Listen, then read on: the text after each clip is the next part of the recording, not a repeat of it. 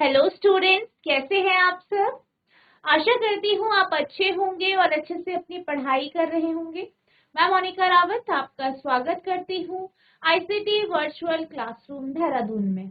बच्चों, आज हम क्लास 9 का जो आपका सब्जेक्ट है साइंस, उसका चैप्टर ग्रेविटेशन को कंटिन्यू करेंगे।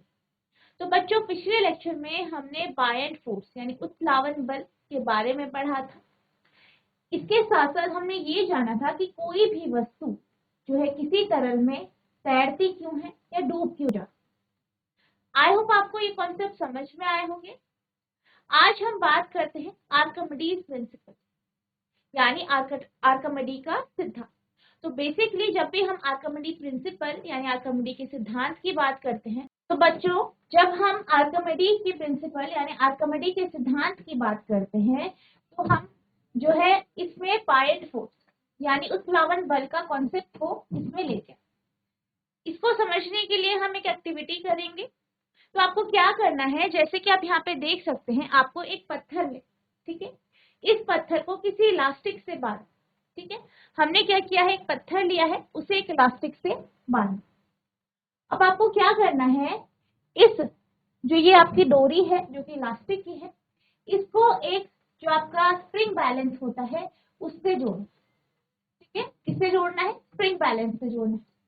अब आप इसे स्प्रिंग बैलेंस से जोड़ेंगे। फिर इसके बाद आपको एक बर्तन लेना है, कोई भी आप कंटेनर ले सकते हैं, उसमें पानी भर। ठीक है, कंटेनर लिया, उसमें पानी भरा।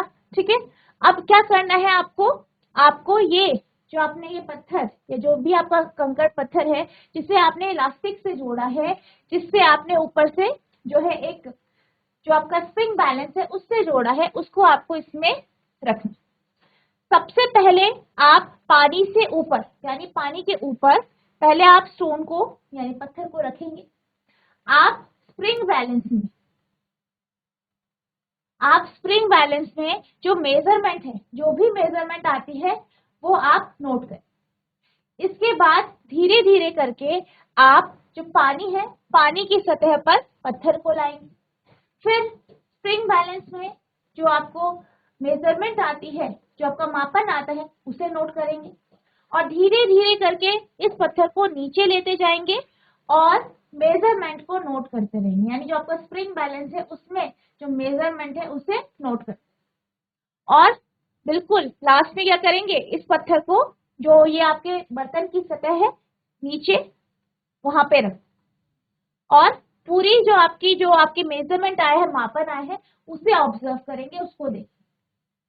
तो आप क्या देखेंगे, आप ये देखेंगे कि जो पत्थर था जब वो हवा में था यानी पानी की सतह से ऊपर था, तो उसका जो वेट था वो काफी था। जैसे जैसे इस पत्थर को पानी की सतह नीचे लेते आए, वैसे वैसे इस पत्थर का जो वेट है वो कम होता है। अब जैसे कि आप ये जानते हैं, हमने एक बात पढ़ी थी या लास्ट लेक्चर में हमने एक कॉन्सेप्ट समझा था कि जब भी आप किसी वस्तु को किसी तरल में डालते हैं, तो आपने ये देखा था कि जब हम पानी के अंदर उसे डालते तो उसका वेट कम हो जाता। क्यों होता है, क्योंकि उस वस्तु पर बायएंड फोर्स लगा। ठीक है, बायएंड फोर्स लग रहा है, यानी एक बल तो जो इसका है, जो इसका वेट है, जो कि नीचे की तरफ लगता है, लेकिन दूसरा जो है उत्प्लावन बल बायएंड फोर्स जो कि परपेंडिकुलरली ऊपर की तरफ लगता है, वो भी लगता है इस तरीके से। अब इससे क्या हो रहा है, इससे ये हो रहा है कि जो ये आपका यहाँ पे स्टोन है या जो भी आप जो भी वस्तु आप पानी के अंदर डुबाते हैं, उसका वेट या उसका भार कम हो जाए। ठीक है, तो ये किसके कारण होता है, बायएंड फोर्स के कारण।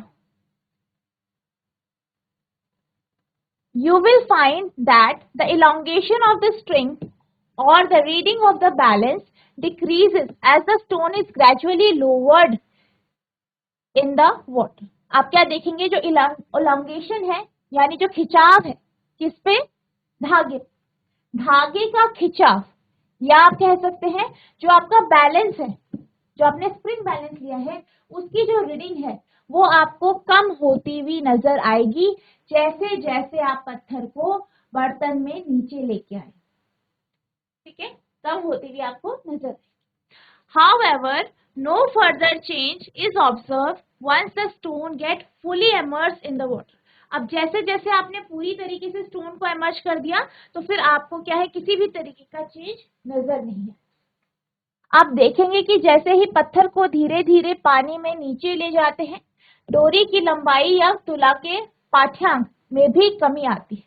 तथापि जब पत्थर पानी में डूब जाता है उसके बाद कोई परिवर्तन नहीं दिखाई देता।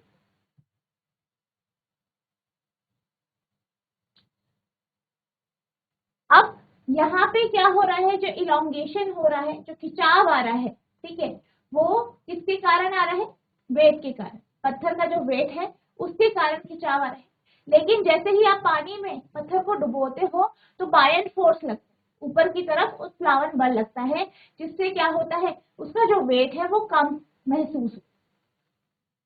We know that the elongation produced in the string or the spring balance is due to the weight of the stone. यानी हम ये जानते हैं कि जो धागे में खिंचाव होता है वो पत्थर के भार के कारण हो रहा है। Since the extension decreases once the stone is lowered in water, it means that some force acts on the stone upward direction. अब जैसे जैसे हम पत्थर को पानी में अंदर डुबोते जाते हैं वैसे वैसे जो एक्सटेंशन है, जो खिंचाव है, वो कम होता जाता है।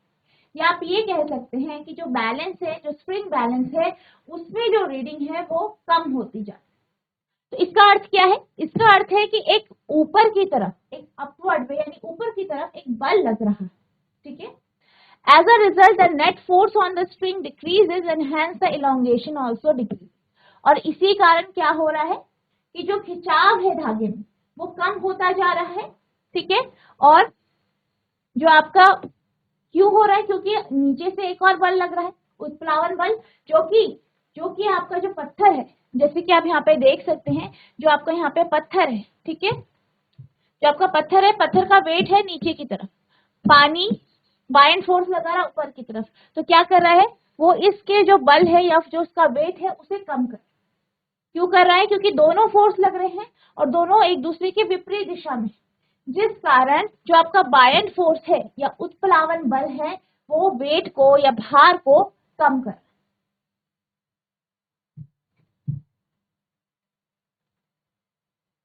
This upward force exerted by water is known as the force of buoyancy. और इसी अपवर्ड फोर्स को, जो ऊपर की तरफ बल लग रहा है, इसको हम बायंसी कहते हैं, यानी उत्प्लावन बल कहते हैं। हम जानते हैं कि रबड़ की डोरी की लंबाई में परिवर्तन या तुला के पाठ्यांक में वृद्धि पत्थर के भार के कारण होती है। क्योंकि पत्थर को पानी में डुबोने पर इन वृद्धियों में कमी आ रही है, इसका अर्थ है कि पत्थर पर ऊपर की दिशा में कोई बल लगता है।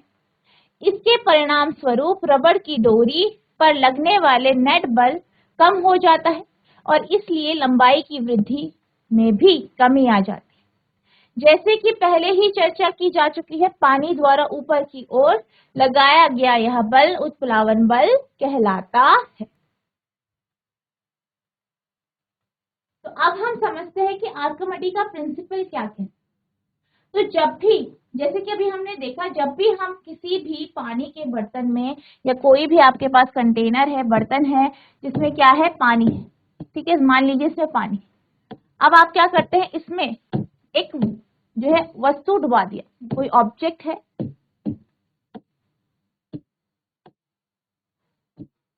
कोई वस्तु है, ऑब्जेक्ट है, वो डुबाए, ठीक है। जब आप उसे डुबाते हैं तो हमने क्या देखा कि इस पे बायंट फोर्स लगता है, उत्प्लावन बल, ठीक है।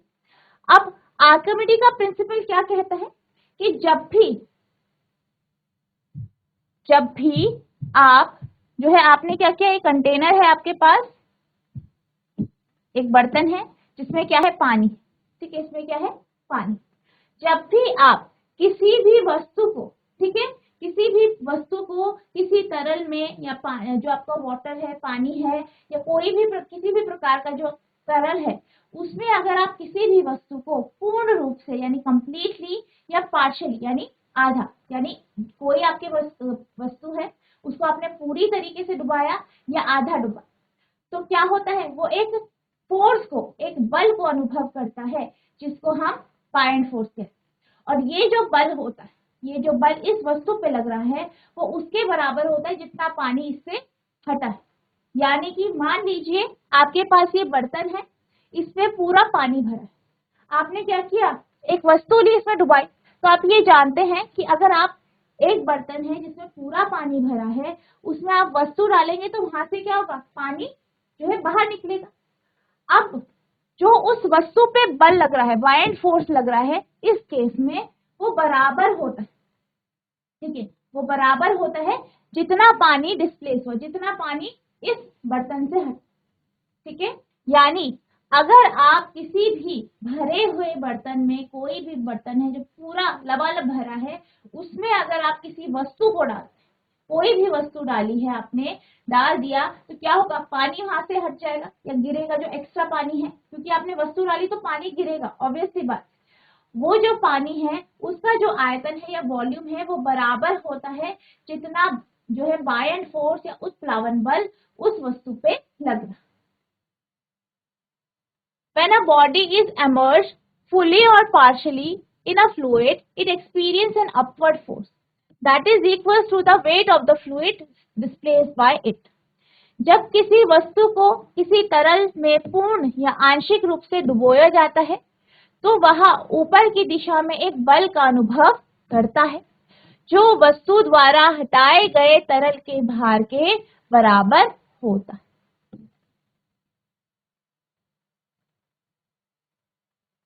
अब ये जो आपका आर्किमिडीज का प्रिंसिपल है या जो आपका आर्किमिडीज का सिद्धांत है, इसके हम अनुप्रयोगों के बारे में पढ़ते हैं कि इसका एप्लीकेशन कहाँ। जो आपकी शिप्स होती हैं, ठीक है, सबमरीन्स होती है, पनडुब्बियां होती है, इनको बनाने में, इनकी डिजाइनिंग करने में हम आर्किमिडीज प्रिंसिपल का ही यूज करते हैं। इसी की तरह जो आपका लैक्टोमीटर्स होते हैं, ठीक है, लैक्टोमीटर जो कि दूध की प्योरिटी, दूध कितना शुद्ध है इसे मेजर करते, इसे मापते हैं, इसमें भी आर्किमिडीज के प्रिंसिपल का ही उपयोग किया जाता है। इसी की तरह जो आपका हाइड्रोमीटर होता है, ठीक है, जो जिससे हम पानी की या किसी भी तरीके का जो तरल है उसका घनत्व निकालते हैं, तो वो भी जो है आपके आर्किमिडीज के प्रिंसिपल का उपयोग करता है। It is used in designing ships and submarines. यह जलयानों तथा पनडुब्बियों के डिजाइन बनाने में काम आता है। Lactometers which are used to determine the purify of a sample of milk. दुग्धमापी जो दूध के किसी नमूनों की शुद्धता की जांच करने के लिए प्रयुक्त होता है, वह भी इसी के ऊपर कार्य करता है। Hydrometer used for determining density of liquids are based on this principle. Hydrometer जो द्रवों के घनत्व को मापने के लिए प्रयुक्त होता है, इसी सिद्धांत पर आधारित होता है। यानी जो आपका आर्किमिडीज का प्रिंसिपल है, इसके बहुत सारे अनुप्रयोग हैं, जिनमें से कुछ हमने यहाँ पे देखे।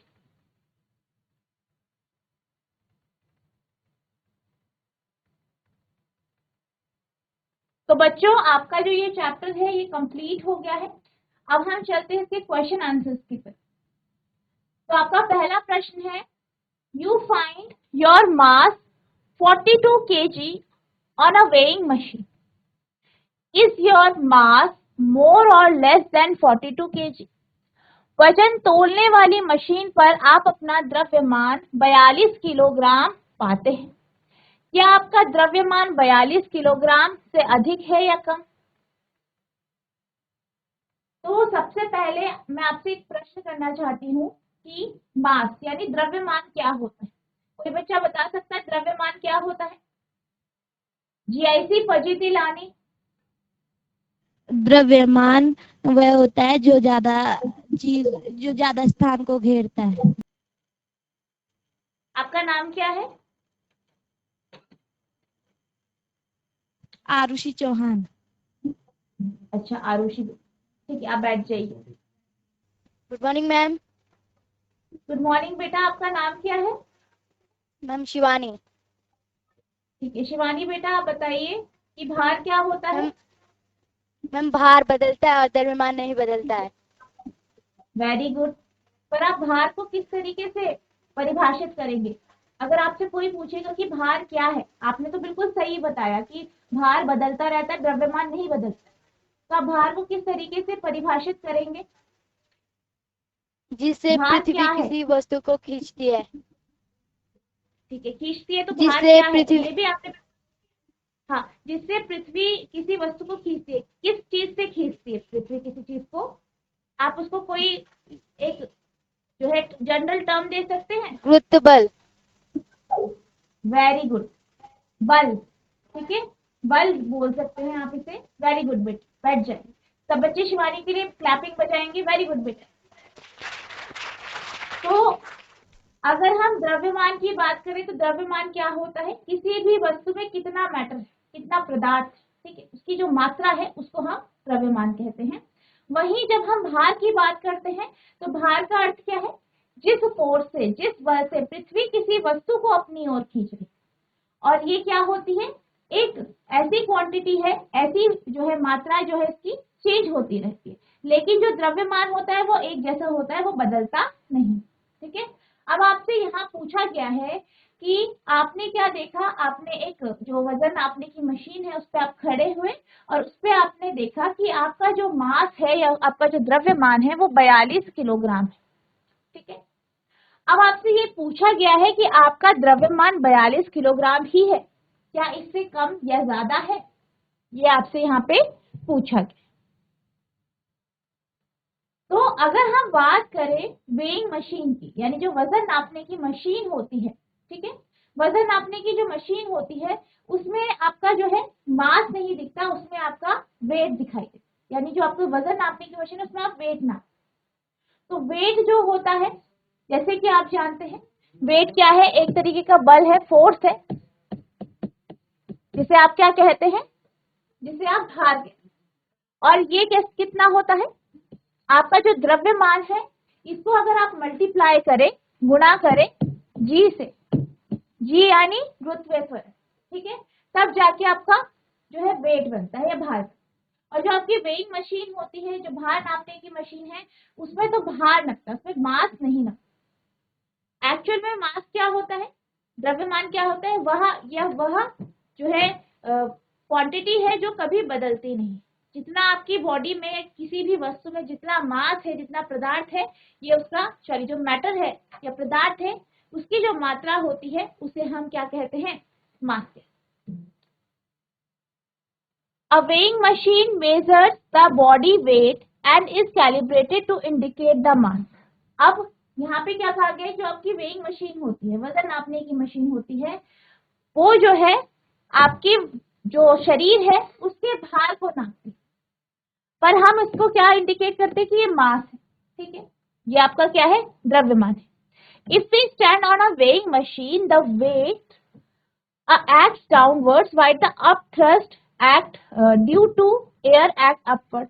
अब क्या होता है? जब आप किसी वजन नापने की मशीन में खड़े होते हैं तो आपका जो वेट है, आपका जो भार है, वो नीचे की तरफ लगता है, और जो एयर है वो क्या करता है? एक अपथ्रस्ट लगाता है, जो है ऊपर की तरफ एक बल लगाता है, जो कि कहाँ लगता है? ऊपर हो लगता है।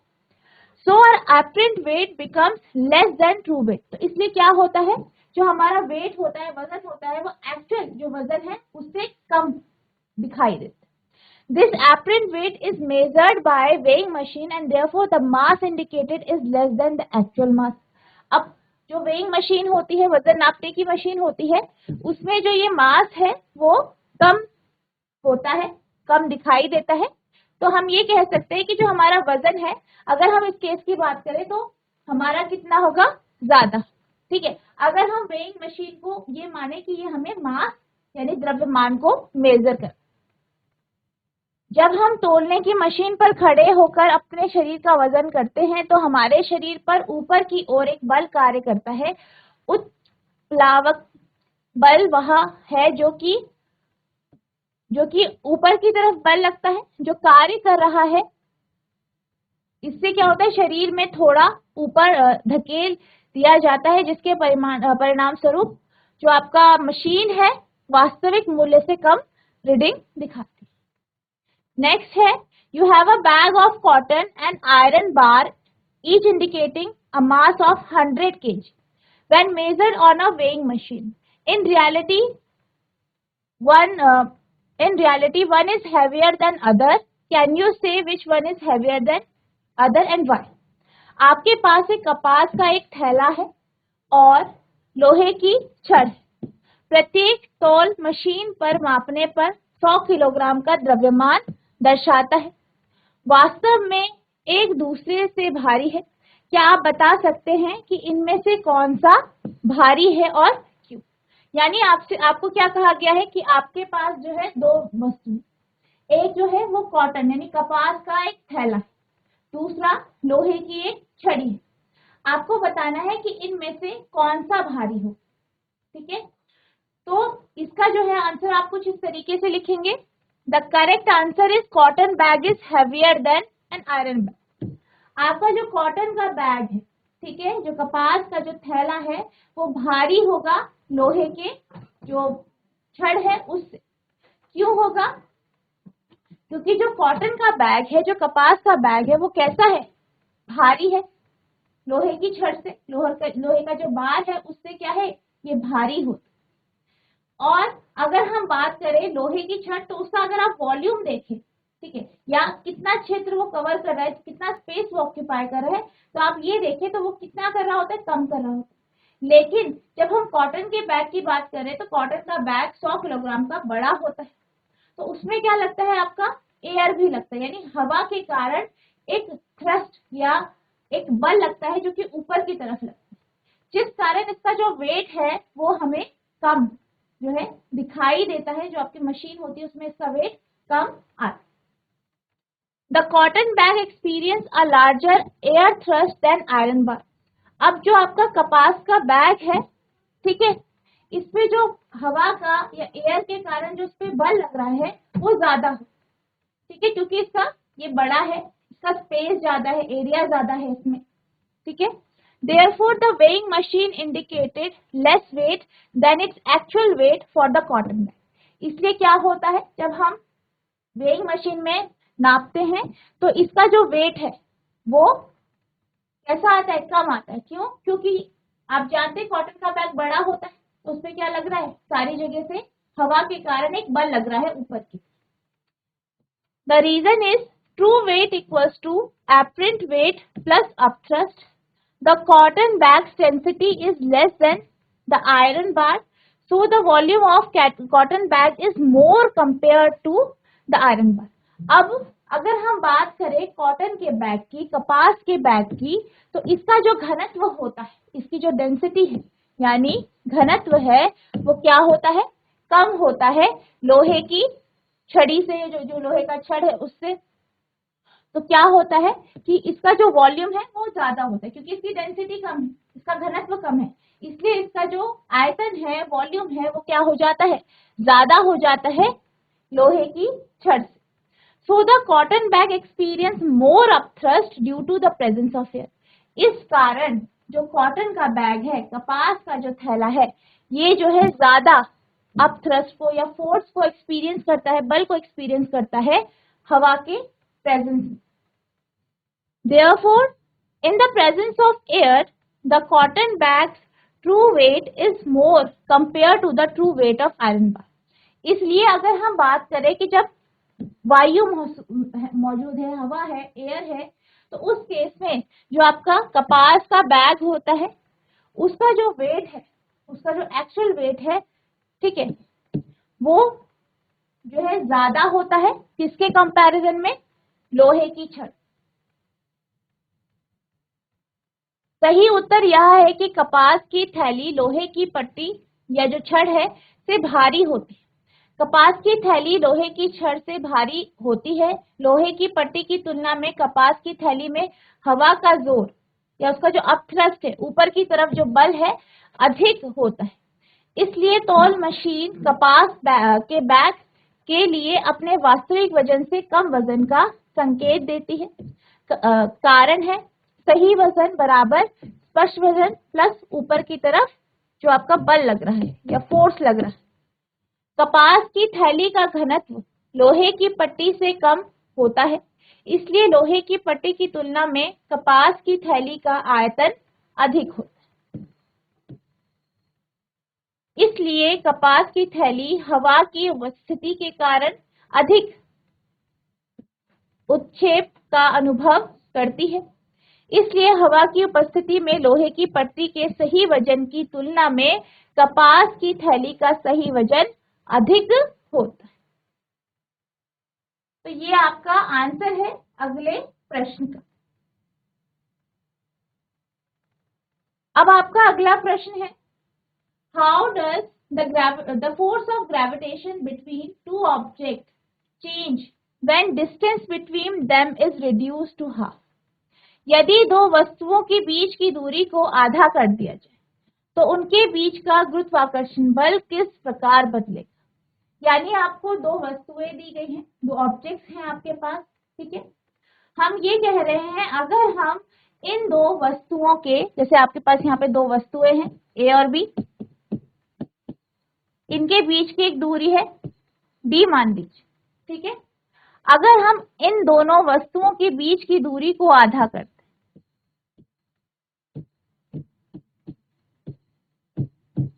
आधा कर दिया, हाफ कर दिया, ठीक है।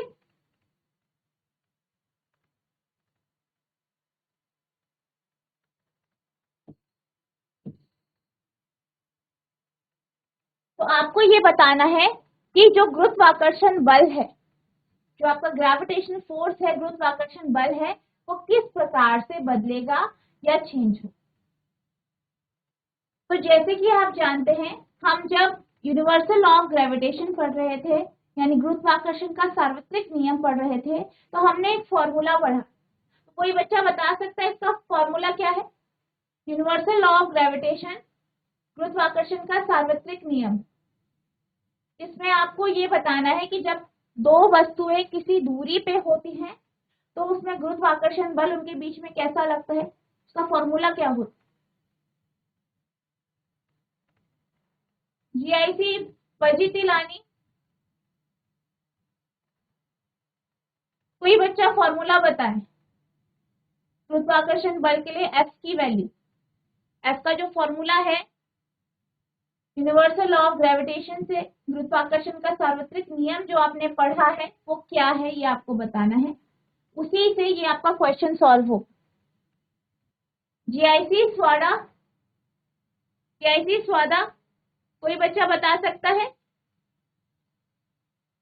गुरुत्वाकर्षण का सार्वत्रिक नियम, यूनिवर्सल लॉ ऑफ ग्रेविटेशन।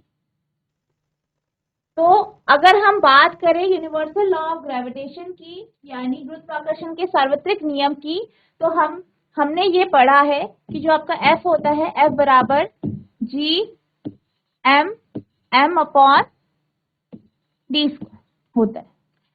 ये कब होता है, जब आपके पास दो वस्तुएं,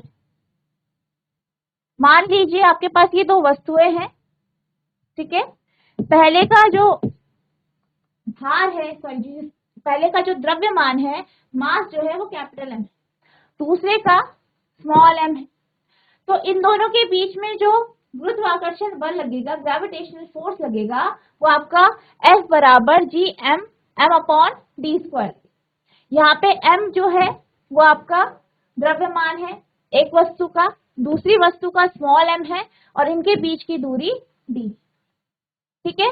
तो यहाँ पे आपसे ये कहा गया है कि अगर हम दूरी को आधा कर, अगर हम इस केस में अगर हम दूरी को आधा कर दें तो हम मान लेते हैं कि अब क्या हो जाएगा, F डैश बराबर G capital M small m upon, दूरी को आधा करेंगे तो d/2 का होल स्क्वायर, ठीक है। अब इसे सॉल्व करेंगे तो हमारे पास हो जाएगा G M upon D square upon 4, या आप ये कह सकते हैं